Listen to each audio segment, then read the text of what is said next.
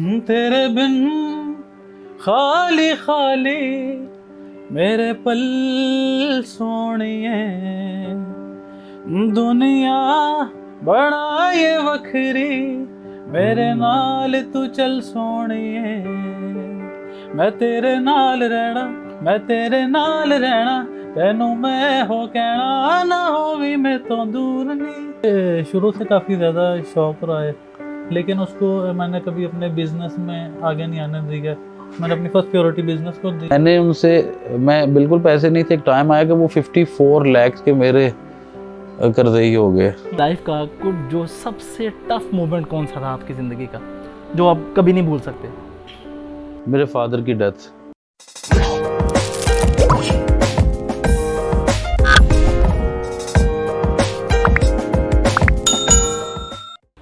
अस्सलाम वालेकुम नाज़रीन, मैं आपका host Miyan Naveez zero to hero YouTube channel से आज एक बहुत ही ज़बरदस्त real zero to hero story, real success story लेके आपके सामने हाजिर हैं। एक छोटा सा काम कैसे इतना बड़ा काम बन गया, एक इंटीरियर का काम। आप हमारे इर्द गिर्द एक सेटअप देख रहे हैं, वीडियो के अंदर बाकी क्लिप्स भी चल रहे हैं। इन्होंने कैसे अपने छोटे से कारोबार को इतने बड़े कारोबार में तब्दील किया। माशाल्लाह 5 भाई हैं। 5 भाई जब इनकी महफिल में बैठते हैं, इंटरव्यू से पहले गपशप कर रहे थे, ज़रा आइडिया नहीं हुआ कि हम भाइयों के अंदर बैठे हैं, एक फैमिली के अंदर बैठे हैं कि कोई दोस्तों का ग्रुप बैठा हुआ है। तो इनका कहना है कि काम को जब आप इंजॉय करके करते हैं तो काम के अंदर वैसे ही अल्लाह ताला की ज़ात बरकत डाल देती है। तो इन्होंने क्या क्या स्ट्रैटेजी, क्या क्या हिकमत अमली अपनाई जिसकी वजह से अल्लाह ताला ने इनको कामयाबी दी, इनकी अपनी कहानी इन्हीं की ज़ुबानी सुनते हैं। हमारे सामने 2 भाई बैठे हुए हैं और इनका सफ़र इन्हीं से जानते हैं। अस्सलाम वालेकुम सर, कैसे हैं? ठीक है, वालेकुम अस्सलाम, आप कैसे हैं? ठीक हैं, शुक्र अल्लाह का, ठीक ठाक। अच्छा सुल्तान भाई बताइएगा कि ये सफ़र जो कारोबार का सफ़र था कहाँ से शुरू हुआ? नवीद भी, सबसे पहले तो हर सफ़र के पीछे, हर इंसान की कामयाबी के पीछे बहुत सारी पेन होती है। No pain without gain, no gain without pain. ठीक है, तो अब हमने मिल के भाइयों ने एक स्टेप लिया कि फादर की डेथ के बाद कि हमें कुछ ऐसा करना चाहिए कि हमें बहुत उसमें जो प्रॉब्लम्स ज़्यादा ना आए और कामयाबी जल्दी मिल जाए। तो उसके लिए हमने सबसे पहले एक छोटा सा पॉइंट स्टार्ट किया, आशियाना जिसका नाम रखा। जब हमें कोई भी नहीं जानता था क्या ये क्या रख लिया, आशियाना आशियाना ये क्या आप लोगों ने नाम रखा है। तो उसे हमने फिर आशियाना की एक शक्ल दी, पूरा एक बड़ा आशियाना बनाया।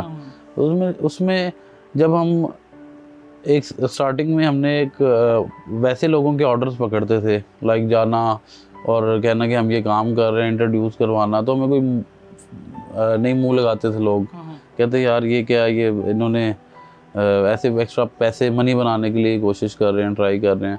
तो जब हमने उसमें थोड़ा सा 1-2 लोगों को सेटिस्फाई किया, उनका काम करके दिया, फिर वो लोग अपना, उन्होंने ज़्यादा हमें काम दिया, उसे हम आगे निकले। फिर हमने एक अपना छोटा सा पॉइंट बनाया कि हम इस पर लोग हमें जानना शुरू करें। सर यहाँ से एक बड़ा अहम सवाल कि इससे पहले इंटीरियर का कोई बैकग्राउंड, कोई एक्सपीरियंस था फैमिली का? नहीं, एक्सपीरियंस बाकी किसी का नहीं था। तो मुझे इसका ख़ुद वैसे आर्टिस्ट था मैं, मुझे शौक़ था, पेंटिंग वगैरह करता था। तो मुझे ये शौक़ था कि यार मैं ना कुछ चेंज चीज़ करूं जो मेरा मतलब है कि हट के हो। तो उसमें जिसमें एक पेंटिंग से आप इतना सिस्टम नहीं बना सकते हो, तो मैंने ये सोचा कि इसमें कई चीज़ें ऐसी होनी चाहिए, ऐड ऑन होनी चाहिए कि जिसमें तरह तरह की चीज़ें मिलें करने के लिए, लाइक फर्नीचर भी, कर्टन भी, सब। जब देखा तो वो एक प्लेटफॉर्म मिला इंटीरियर डिज़ाइनिंग का, कि इंटीरियर ही एक ऐसी फील्ड है जिसमें आप बहुत कुछ कर सकते हैं, बहुत वास्ट फील्ड है। तो इसमें इसलिए हमने इस फील्ड को अपनाया और काफ़ी कम उम्र से ही मैं इसमें आ गया था। एक शोरूम था MM आलम रोड पर, तो जहाँ पे मैंने कॉलेज लाइफ से मैंने स्टार्ट किया था। तो उधर है नीलम मवाज़ थी, हमारी ऑनर थी, तो उनकी बेटी सारा भी थी। तो उनके पास मैंने जॉब स्टार्ट की, और बड़ी अच्छी लेडी हैं, बड़ी अच्छी फैमिली से बिलोंग करती हैं। तो उनके पास मैंने जॉब स्टार्ट की, तो वहाँ से मैंने काफ़ी कुछ सीखा कि काम कैसा करना है, कैसे होना चाहिए। फिर उनके कुछ फर्नीचर मैं खुद डिज़ाइन ड्रॉ करके भी उनको देता था, तो वो काफ़ी हैप्पी होती थी। तो मुझे उससे और शौक़ डेवलप हुआ कि मुझे ऐसा करना चाहिए। तो फिर ज़ाहिर लॉन्ग टाइम वहाँ पे हर इंसान की ख्वाहिश होती है कि मैं अपना कुछ करूँ। तो काफ़ी उसमें सख्तियाँ देखी। बहुत ऐसा टाइम आ गया कि करने के लिए हमारे पास नहीं था कि यार ये ज़ाहिर एक आइटम बड़ी एक्सपेंसिव होती है, तो एक्सपेंसिव आइटम को बनाने के लिए आपको पैसा चाहिए। तो जब आपके वो पैसा ना हो और आप चाहते हो कि यार मेरा एक बड़ा शोरूम हो, सबसे पहले आपका एक एम होता है, कि मकसद होता है कि मैंने इसे अचीव करना है। तो मैंने इसे कैसे अचीव करना है उसके लिए आप ग्राउंड, तो मैंने उस ग्राउंड बनाने के लिए पहले लोगों के ऐसा भी किया कि खुद कई घरों में ऐसे जो बड़े घर थे अपने कार्ड बना के उनके घरों पे नॉक करके देता था कि मैं डिज़ाइनर हूँ, तो मुझे मेरे से ये काम करवाएं। और स्टार्टिंग में जो मुझे याद है फर्स्ट टाइम पे मेरे पास पेट्रोल के भी पैसे नहीं थे, और मैंने अपने, ये कितना अर्सा पहले की बात बता रहे ये मैं आपको तकरीबन कोई 18-20 साल पहले की बात बता रहा हूँ, बिल्कुल यंग एज थी, पढ़ भी रहा था साथ। हैं? लगते तो अभी माशाल्लाह यंग ही है आप। हाँ नहीं, अभी मैं 40 के करीब हूँ, 40 का होने वाला हूँ।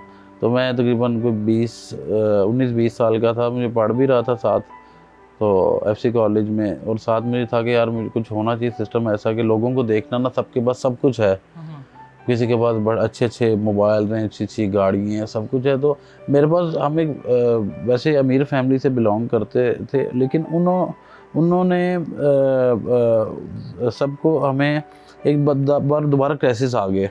जब क्राइसिस आए तो उसमें फिर जब वो चीज़ें जो एक अमीर बच्चे से छीनी जाती हैं ना चीज़ें, तो उसके लिए सर्वाइव करना ज़्यादा मुश्किल होता है।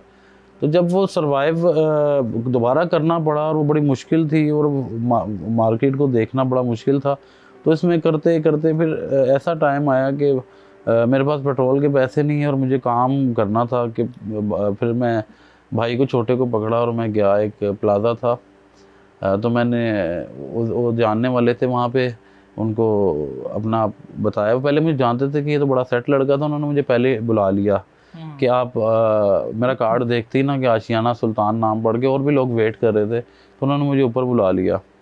तो ऊपर बुला के तो मेरी तरफ स्माइल दी, क्योंकि बिज़नेस का आपस में था थोड़ा फैमिली की तरफ से, तो वो कहते थे इतना अमीर फैमिली का लड़का मेरे पास काम के लिए आया है। तो उन्होंने बोला क्या कर सकते हो? मैंने कहा जो भी काम इंटीरियर से रिलेटेड बताएं। तो उन्होंने मुझे बोला कि एक सोफ़ा दिखाया 2 सीटर, कि ये आप कोशिश कर देंगे? तो मैंने उनका फेस देखा, मैंने कहा जी मैं कर दूँगा। तो उन्होंने कहा ठीक है ये करवा दें, इसके बिल आपको दे देते हैं। तो उन्होंने मेरी तरफ देखा, उन्होंने कहा सोफ़ा कोशिश करवाना, कोई बाद में पैसे दे देंगे। तो मैंने कहा मुझे कुछ एडवांस चाहिए। उन्होंने फिर मेरी शक्ल देखी, वो समझ गए, एक अमीर बंदा था वो, तो वो समझ गए कि इसके पास पैसे नहीं हैं बिल्कुल भी। तो उन्होंने, वहाँ पे काम था 6-7 हज़ार का, उन्होंने मुझे एक चेक दे दिया।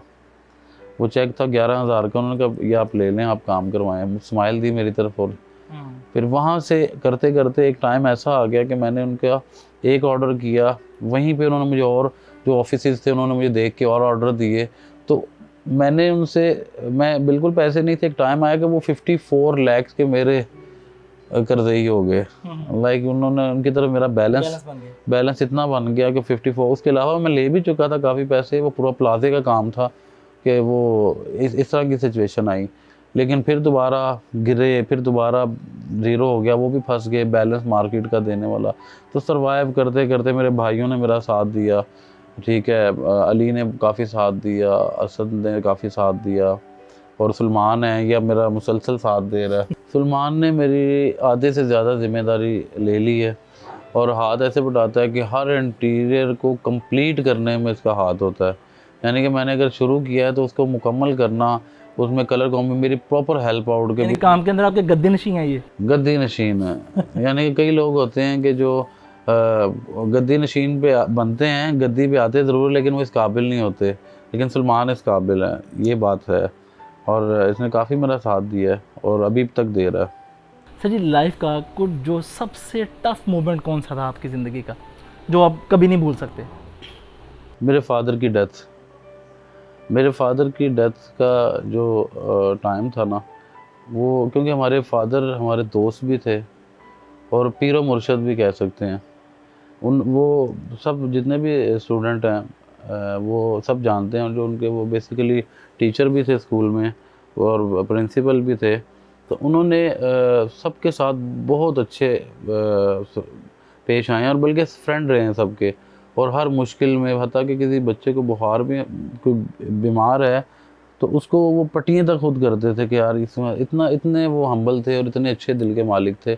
और उनकी जब डेथ हुई तो वो हमारे लिए सबसे पेनफुल, क्योंकि उसके बाद हमारा साथ देने वाला कोई नहीं था। हम यंग लड़के थे, इतने यंग नहीं थे, कम उम्र थी, तो जो भाई छोटे थे ज़रा ज़्यादा, तो उसमें कुछ जो हम समझते हैं अक्सर हम दूसरों पे तवक्कुआत लगा लेते हैं, हमें नहीं लगानी चाहिए। इंसान वही आगे निकलता है कि जब वो ख़ुद अपने आप को मान ले कि अल्लाह पाक ने आपको सब कुछ दिया है। आपकी अगर कोई हेल्प कर देता थैंक्स, और अगर नहीं करता तो आपको उस पर उम्मीद नहीं लगानी चाहिए। सर जी, आपका माशाल्लाह जो इत्तेफाक देख के यकीन मैंने बड़ी खुशी होती है, इसके पीछे क्या राज है कि जो इस तरह से माशाल्लाह जुड़े हुए हैं? क्या एक ऐसी चीज़ है जो बड़े सारे लोग नहीं कर पाते, आपने किया? आप क्या समझते हैं उसके अंदर क्या वजह है? जब मेरे फादर यहाँ दुनिया से गए, रुखसत हुए ना, तो उससे पहले हमारी काफ़ी आपस में ना इख्तलाफात रहते थे भाइयों के, लड़ाई भी हो जानी, तरह तरह के गिले शिकवे, और वो बढ़ भी जाते थे। हमें पता था कि सॉर्ट आउट करने वाला कोई है। तो जब उनकी डेथ हो गई, उसके बाद हमें एकदम अकेला फील किया सब ने। तो हमने जब ये सोचा कि यार ये अगर हम में से कोई और चला जाएगा तो हम में काफ़ी ज़्यादा क्लोज़ भी थे, लड़ाई झगड़े भी होते थे, लेकिन अगर एक और बंदा चला गया तो इसका मतलब है कि हम और वीक होना शुरू हो जाएंगे, और एक दूसरे से प्यार बहुत ज़्यादा होने की वजह से शायद ये चीज़ थी। तो वो मेन वजह यही थी कि मेरे फादर जब गए हैं तो हमें ऐसे लगा कि हम बिल्कुल अकेले हो गए हैं, और अब अगर हम में से कोई जाएगा तो हमें बेहतर ये कि इकट्ठे हो जाना चाहिए, इत्तेफाक से रहना चाहिए। फिर भी छोटे मोटे मसले मसाइल आते हैं हमें, लेकिन हम उसे सॉर्ट आउट कर लेते हैं मिल के। सर जी, लाइफ की इंस्पिरेशनल पर्सनैलिटी कौन है आपकी ज़िंदगी में? हजूर पाक सल्लल्लाहु अलैहि वसल्लम। Very good. बिज़नेस के अंदर किसको एडमायर करते हैं? बिज़नेस के अंदर मलिक रियाज। मलिक रियाज बनना चाहते हैं? इंसान की ख्वाहिश इससे भी आगे की है, सितारों से आगे जहाँ और भी हैं, और चाहत के भी इम्तिहान और भी हैं, इससे आगे दिल करता है, इससे अभी आगे जाएं, लेकिन फिर रिज़ल्ट जो है वो नज़र आता है कि यार क्यों, किसके लिए। तो फिर जब हजूर पाक सल्लल्लाहु अलैहि वसल्लम को आप सामने लाते हैं, उस पर्सनैलिटी को, तो फिर सब कुछ बेमायनी लगता है। इतना कुछ करने के बाद, सारा कुछ कर रहे हैं, तो उसके बावजूद आपका सक्सेस वही आखिरत, वो आपको कमानी साथ लाजमी है, एक टेस्ट है। सलमान भाई, आप गेटअप वाइज भी देखते हैं, आपने बड़े भाई को कॉपी किया हुआ है, जी। क्या ऐसी चीज़ें जिनकी इनकी आपको अच्छी लगती हैं? जैसा कि अभी सुल्तान भाई ने बताया कि बहुत ज़्यादा इन्होंने स्ट्रगल की, काफ़ी कम एज में, और काफ़ी काम किया, बहुत मेहनत की। तो ये सब चीज़ें जो इनके अंदर इनकी क्वालिटीज़ थी, इनकी चीज़ें थी, उससे हमने बहुत कुछ सीखा और उस पर इम्प्लीमेंट करने की कोशिश की, और शुक्र अल्हम्दुलिल्लाह आज कामयाब भी हैं, कर रहे हैं कोशिश। आप भी मतलब टिकटॉक वगैरह एंजॉय करती हैं, कैसे ये सारा माहौल सारा बना लेते हैं? कभी ऐसा नहीं फ़र्क आया कि छोटा बड़े भाई का कोई इस तरह का कोई फ़र्क दरमियान में आता है गैदरिंग के अंदर? नहीं, जब हम आपस में इकट्ठे होते हैं तो ऐसा कोई फ़र्क नहीं रहता, क्योंकि हम दोस्तों की तरह हैं सब आपस में। लेकिन ये टिकटॉक वगैरह में मैं ज़्यादा इंटरेस्टेड नहीं हूँ, लेकिन फिर भी समटाइम जब माहौल बना होता है तो आपस में फिर सलमान का तो सॉन्ग भी आया है। सलमान का भी पहले सॉन्ग आया, फिर उसके बाद सिकंदर का आया, पहले से का, लेकिन इसने फिर समझा कि इस कारोबार को, मुझे शुरू से काफ़ी ज़्यादा शौक़ रहा है, लेकिन उसको मैंने कभी अपने बिज़नेस में आगे नहीं आने दिया। मैंने अपनी फर्स्ट प्रायोरिटी बिज़नेस को दी है। वो जो सॉन्ग था आपका, थोड़ा सा गुनगुना के मैं सुना दें। जी, यूट्यूब पे है तेरे नाल रहना बाय सलमान अकबर, मैं आपको थोड़ा सा गुनगुना भी देता हूँ। तेरे बिन खाली खाली मेरे पल सोनिए, दुनिया बड़ा ये वखरी मेरे नाल तू चल सोनिए, मैं तेरे नाल रहना, मैं तेरे नाल रहना, तेनू मैं हो कहना ना हो भी मैं तो दूर नहीं। ज़बरदस्त, क्या बात है। सर, ये बिज़नेस के अंदर इसको मज़ीद क्या प्लान कर रहे हैं, कहाँ पे, यानी कि भाई ने तो जहाँ तक लेके आना था लेके आ गए, अब साथ कर भी रहे हैं? नहीं आगे भी लाऊंगा इंशाल्लाह। इंशाल्लाह जी, बेस्ट विशेज़ आपके साथ है। आपका क्या विजन है बिज़नेस के अंदर? बेसिकली ज़ाहिर सी बात है, जब इंसान बाकी लोगों को बिज़नेस करते देखता है, काफ़ी ऐसे कंपीटेटर्स हैं जिनको compete करने का दिल करता है कि भी अभी भी 2-3 ब्रांचेज़ हैं हमारी, लेकिन इंशाल्लाह उम्मीद है, कोशिश है पूरी कि इंशाल्लाह इसको पूरे पाकिस्तान में हम इसको डिफरेंट ब्रांचेज़ को लेके आएँ, और उसके लिए कोशिश भी पूरी जा रही है मेरी। सुल्तान भाई, मैं आपसे एक सजेशन चाहूँगा कि जैसे हमारा अभी फैमिली जो स्ट्रक्चर है बड़ी बुरी तरह से मुतासिर हो रहा है, आपने जैसे मेंटेन किया, हमारी ऑडियंस को क्या पैगाम देंगे कि इसी तरह से इत्तेफाक कैसे कायम कर सकते हैं? दरगुजर और सेक्रीफाइस। सबसे पहले मैं समझता हूँ कि इंसान अपना उम्र से बड़ा नहीं होता, इंसान अपना फ़ैसलों से बड़ा होता है। और इसके लिए हुज़ूर पाक सल्लल्लाहु अलैहि वसल्लम की वो है कि दरगुजर करना सीखें।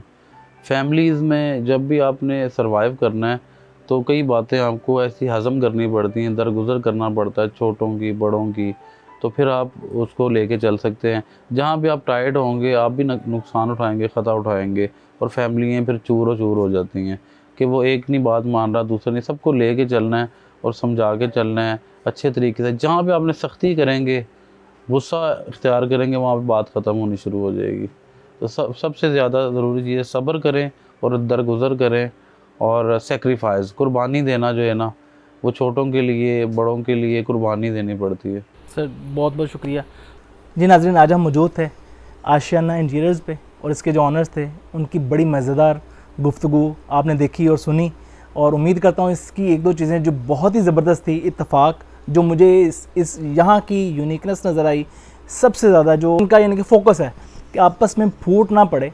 इख्तलाफात हर जगह होते हैं लेकिन वो टेबल टॉक के ऊपर रिजॉल्व हो जाते हैं, तो यही बड़े लोगों की कामयाबी होती है। इन्होंने भी छोटे सा शुरू किया और आज माशाल्लाह एक बड़ी बिल्डिंग के अंदर अपना एक बड़ा ज़बरदस्त किस्म का सेटअप आप इनका देख रहे हैं। तो अगर आज की रियल स्टोरी आपको पसंद आई हो, ये सुल्तान साहब मिलने से पहले मुझे नाम के सुल्तान लग रहे थे, और जब इनके भाइयों के अंदर इनकी कदर देखी तो मुझे पता चला जैसा इनका नाम सुल्तान है ये वैसे अपने किरदार के अंदर भी सुल्तान है। तो अल्लाह ताला इनको सलामत रखे और अगली वीडियो तक हमें इजाज़त दीजिएगा। तब तक के लिए अस्सलाम वालेकुम।